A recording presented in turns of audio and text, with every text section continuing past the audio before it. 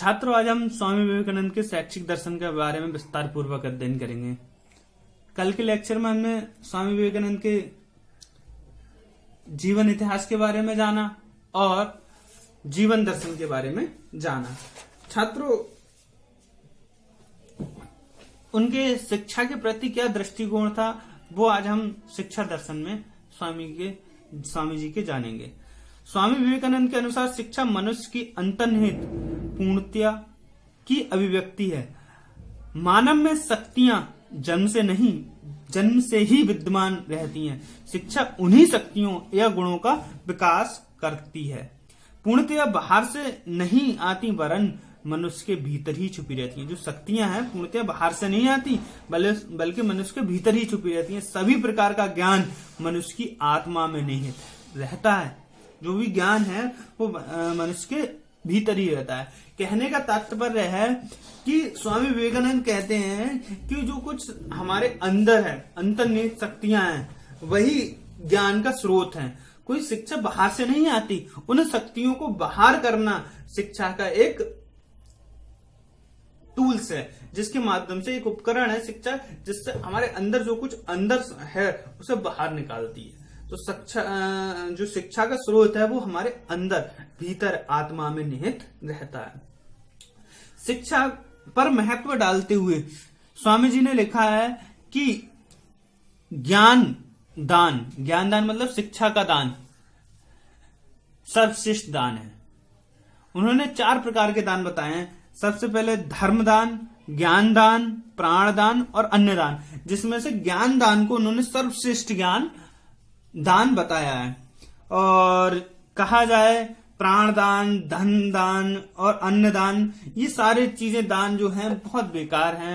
मतलब बहुत बेकार से मतलब ये है कि इसके बाद आते हैं ये दान, कि इनसे इनका इतना कल्याण नहीं होगा जितना ज्ञान से मनुष्य का कल्याण होगा। अब बात करते हैं स्वामी जी के अनुसार शिक्षा का अर्थ। शिक्षा का अर्थ उन्होंने क्या बताया है? शिक्षा का अर्थ मनुष्य में निहित शक्तियों का पूर्णतया विकास है, ना कि मात्र सूचनाओं का संग्रह।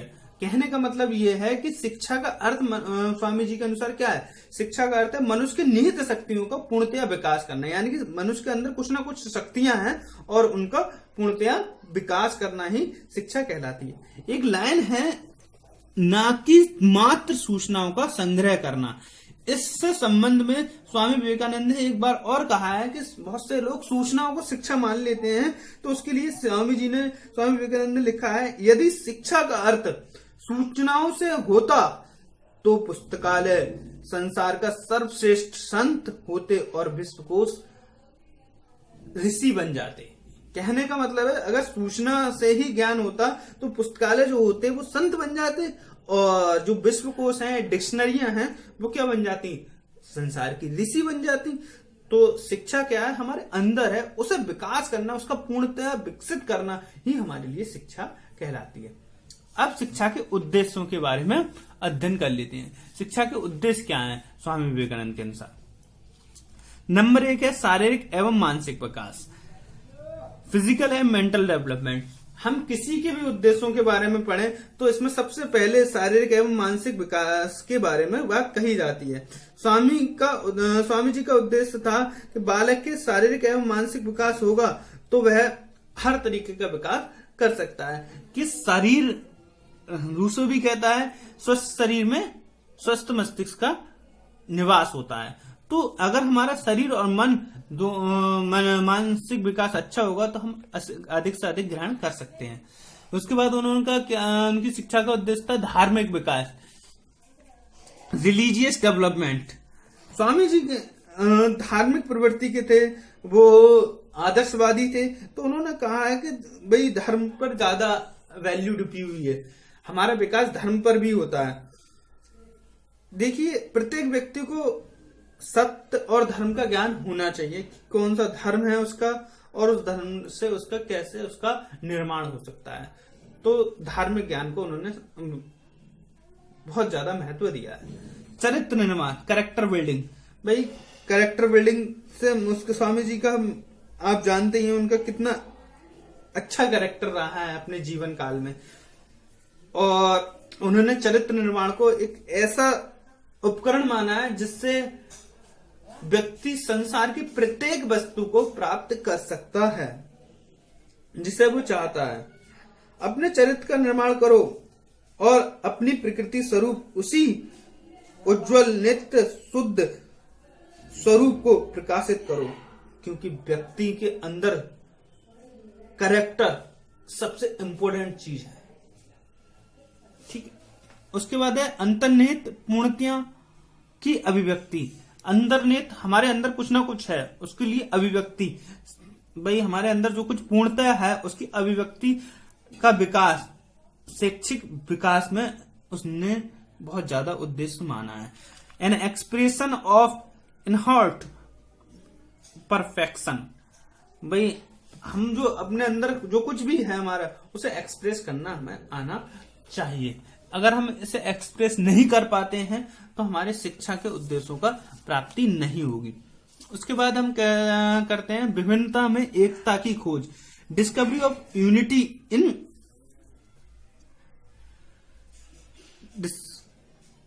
डाइवर्सिटी। विभिन्नता में एकता की खोज, discovery of unity in diversity.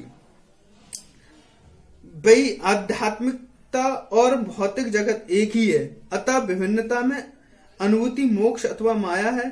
शिक्षा ऐसी होनी चाहिए कि बालक विभिन्नता में एकता की अनुभूति करे। भाई विभिन्नता में एकता की अनुभूति से मतलब क्या है, भाई हमारे पास बहुत सारे धर्म है, उनमें भी एक ना एक चीज है, ईश्वर को मानते हैं, किसी गॉड को मानते हैं, उसने हमें बनाया है, तो उन सबको जो अच्छी चीजें हैं उनमें से वो निकाल लो, और बाकी जो तुम्हें नहीं लगता है कि बहुत सारी चीजें किसी धर्म किसी पंथ की ये लगती है कि झूठी है, उसे छोड़ दो, मगर उसमें बहुत सारी चीजें गलत नहीं होती हैं, कोई चीज आपके अनुसार गलत हो सकती है, तो वो कहते हैं विभिन्नता में एकता लाओ, वो चीज बहुत इंपॉर्टेंट है। राष्ट्रीयता का विकास, भाई उनकी शिक्षा का उद्देश्य है कि अगर हमारे राष्ट्र का विकास नहीं होगा तो हमारी शिक्षा का कोई मूल्य नहीं है। तो डेवलपमेंट ऑफ नेशनलिटी बहुत ज्यादा जरूरी है। उसके बाद हम बात करते हैं विश्व बंधुत्व की भावना का विकास। विश्व बंधुत्व, भाई हमारा जो सनातन धर्म का मूल मंत्र है वासुदेव कुटुंबकम, भाई हमने पूरे संसार को एक परिवार के रूप में माना है, और उसी रूप से स्वामी विवेकानंद कहते हैं भाई विश्व को अपना बंधु मानो, अपना सखा मानो। तो development of sense of world brotherhood, भाई हमें अपने अंदर उस सेंस, उस भावना को विकसित करना है जो सभी देशवासियों को, सभी संसार को अपना दोस्त या भाई बंधु मानता हो। व्यावसायिक क्षमता का विकास, स्वामी विवेकानंद कहते हैं कि भाई हमारा देश या दुनिया बहुत तेजी से बदल रही है, तो हमें व्यावसायिक क्षमताओं का विकास करना होगा, वरना हम अपने राष्ट्र का विकास नहीं कर सकते हैं। तो बिजनेस कैपेसिटी डेवलपमेंट, तो हमें शिक्षा से ये चीज करनी चाहिए कि हमें बिजनेस कैपेसिटी का डेवलपमेंट करना चाहिए। Thank you very much.